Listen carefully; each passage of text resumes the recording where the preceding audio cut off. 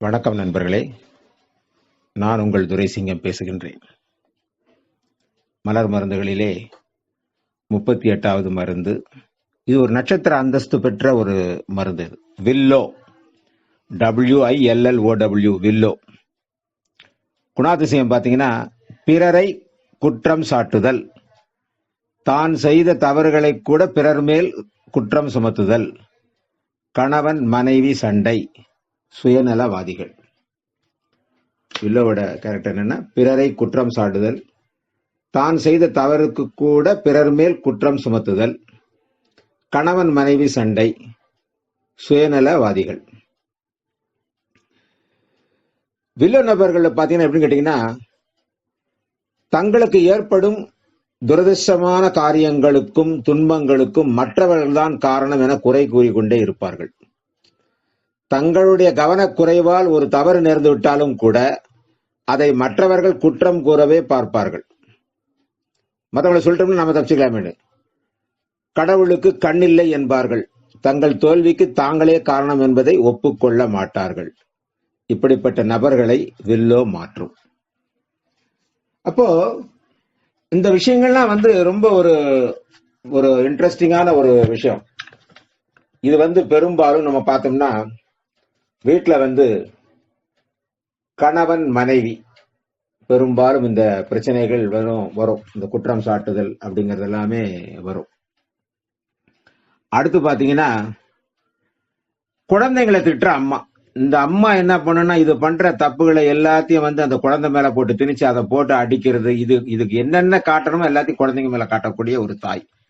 இது ஒரு பிரச்சனை. இன்னொன்னு பாத்தீங்கன்னா, மருமகளை குறை கூறும் மாமியார். மருமகளை குறை கூறும் மாமியார். இதெல்லாம் பெரும்பாலும் நடக்கக்கூடிய விஷயங்கள்.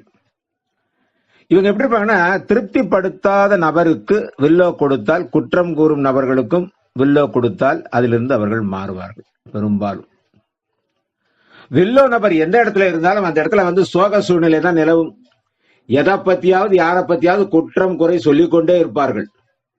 இவரது தவறை யாராவது சுட்டிக்காட்டி திருத்த முயன்றால் இவர்களுக்கு பிடிக்காது. தான் தவறே செய்யவில்லை என்று சாதிப்பார். இந்த மாதிரி இருக்கக்கூடிய நபர்களுடைய மனநிலையை மாற்றக்கூடியது வில்லோ. வில்லோ நபர் உடம்பு சரியில்லாம படுத்துட்டான்னு வச்சுக்கோங்களேன், இவர்களை திருப்திப்படுத்துறது மிக மிக சிரமம். வீட்டுல இருக்கிறவங்க எவ்வளவுதான் கவனமாக கவனித்தாலும் கூட என்னை யாருமே கவனிக்கல, நான் இருந்தா என்ன செத்தான்னு நினைக்கிறாங்கன்ற மாதிரி குறை சொல்ல ஆரம்பிச்சிருவார். நோய் குறைந்து உடல்நிலையில் முன்னேற்றம் ஏற்பட்டாலும் ஒப்புக்கொள்ள மாட்டார்கள். மருத்துவரே அவரோட நல்லா தெரிவீங்கன்னு சொன்னால் கூட மறுப்பார்கள். இல்ல டாக்டர், நீங்க எங்க வீட்டுல இருக்கவங்களுக்காக சொல்றீங்க, இல்ல நான் இன்னும் சரியாகல அப்படின்னு சொல்லுவாங்க. ஏன்னா நான் படுற கஷ்டம் எனக்கு தானே டாக்டர் தெரியும். நீங்க பாட்டு நான் நல்லா இருக்கீங்கன்னு சொன்னா எப்படி டாக்டர் அது? மத்தவங்க என்ன நினைச்சுக்குவாங்க, நான் வேணுனே பண்ண இருப்பாங்க. இல்ல டாக்டர், உண்மையா எனக்கு முடியல அப்படிமா. இந்த மாதிரி இருக்கக்கூடியவர்களுக்கு கூட மருந்து மாத்திரை கூட வில்லோவும் சேர்த்து கொடுத்தால் சீக்கிரமாகவே குணமடைவார்கள். ரொம்ப அற்புதமான மருந்து. இது ஒரு நட்சத்திர மருந்துன்னு சொல்லுவேன். எனக்கு கிடைச்ச ஒரு அனுபவம் என்னன்னு கேட்டீங்கன்னா, நாங்க ஒரு நண்பர்கள் 6 பேரும் நாங்க தொழிற்சங்கவாதிகளாக ஒரு 6 பேர் நாங்க அகில இந்திய மாநாட்டுக்காக லக்னோவுக்கு ட்ரெயின்ல போறோம். நீங்க சொன்னா ஆச்சரியப்படுவீங்க மக்களே. நான் எப்பவுமே இந்த நட்சத்திர அந்தஸ்து கொண்ட மருந்துகளை எப்பவுமே நான் கையில வச்சிருப்பேன். அந்த மாதிரி நாங்க போகும்போது ட்ரெயின்ல போகும்போதும் எங்க கூட ஒரு நண்பர் அவர் பேரை இப்ப சொல்லக்கூடாது, ஏன்னு கேட்டீங்கன்னா அவர் சம்பந்தப்பட்டால அந்த குரூப்ல இருக்காங்க. அவர் என்ன பண்றாரு, வரும்போது அவர் ஊர் பிரச்சனைய பத்தி சொல்றாரு. ஊர்ல இவன் கட்ட பையன், அவன் கட்ட பையன், இவன் சரியில்லை, அவன் சரியில்லைங்கிறார். ஏன்னா அவர் ஒரு மாவட்ட செயலாளர். அவருக்கு கீழே 8 கிளை செயலாளர் இருக்காங்க. நான் மாநில செயலாளர். என்கிட்ட சொல்றாரு, ஒரு கிளை செயலரை பத்தியும் குற்றம், இந்த பையன் மோசம், இந்த பையன் மோசம், இதே சொல்ல ஆரம்பிச்சுட்டாரு. ட்ரெயின்ல எங்களுக்கு தாங்க முடியல. என்னடா இந்த மாதிரி பண்ணான்னு என்ன பண்ணோம், சரி மருந்தை எடுத்துட்டு கொடுத்துட வேண்டியதான் இவனுக்கு முடிவு பண்ணி நான் என்ன பண்ணேன். ஏன் அவன் சொல்றேன்னா, என்னுடைய ரொம்ப நாங்க பயிற்சி காலத்துல இருந்து ஒன்னாவே இருந்த அளவுக்கு ஒரு நண்பன் வச்சுக்கோங்களேன், வாடா போடான்னு பேசுற அளவுக்கு நண்பர்கள்.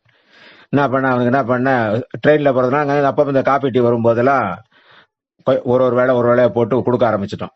ஒரு 3 வேளை தான் கொடுத்துருப்போம். ஏன்னா லக்னோ போறது என்பது ஒரே நாள்ல போயிட முடியாது, 2 நாள் ஆகும் போய் சேர.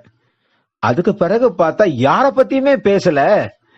கூட வந்தவங்க என்ன என்ன என்னப்பா பண்ண, அவனை சரி பண்ண, ஒரு மாதிரி ஆயிட்டானப்பா, என்ன மருந்து கொடுத்து மயக்கமாக்கிட்டேன்னு. அதெல்லாம் ஒண்ணும் இல்லப்பா. அப்புறம் பாத்தீங்கன்னா அதுக்கு பிறகு நாங்களா வேணும்னே கேட்போம். டேய் அவன் என்ன பண்றான், ஏய் சும்மா இருங்கப்பா, எங்க ஊர் பத்தி என்கிட்ட பேசாதப்பா. அதெல்லாம் ஊர் கதை ஊரோட போச்சு. ட்ரெயின்ல போறோம்ல, லக்னோ போறோம், மாநாட்டுக்கு போறோம், நம்ம என்ன பண்றோம் அதை பத்தி பேசுங்கப்பா, ஊர் கதையெல்லாம் பேசாதீங்கப்பான்ட்டு. நாங்க வந்து எந்த அளவுக்கு ஒரு சூழ்நிலையை மாற்றியது என்பதை எங்களால் நம்பவே முடியல. நாங்க திரும்ப லக்னோ போய் எல்லாம் முடிச்சுட்டு சென்னை திரும்ப வரைக்கும் 7 நாட்கள் வரைக்கும் அவர் அவங்க ஊர்ல இருந்த அவருடைய கிளை செயலாளர்களை பத்தி, அவர் கூட வேலை பத்தி யாரை பத்தியுமே எந்த விதமான குற்றமும் அவர் சொல்லவில்லை. மிக அற்புதமான மாற்றத்தை என் கூட வந்தவங்க 6 பேருமே உணர்ந்தாங்க. அப்பதான் அவங்களுக்கு இப்படிதான் ஒவ்வொருத்தருக்கா நான் வந்து இந்த புத்தகங்களை கொடுத்து ஒவ்வொருத்தருக்குமே அந்த மரபணுகளின் அருமைகளை பத்தி சொல்லி வர ஆரம்பிச்சேன் நான். இன்றைக்கு அந்த ஊர்ல பல பேர் வந்து அந்த மலர் மருந்துகளை பயன்படுத்த ஆரம்பிச்சிட்டாங்க. நிறைய பேர் பயன்படுத்தி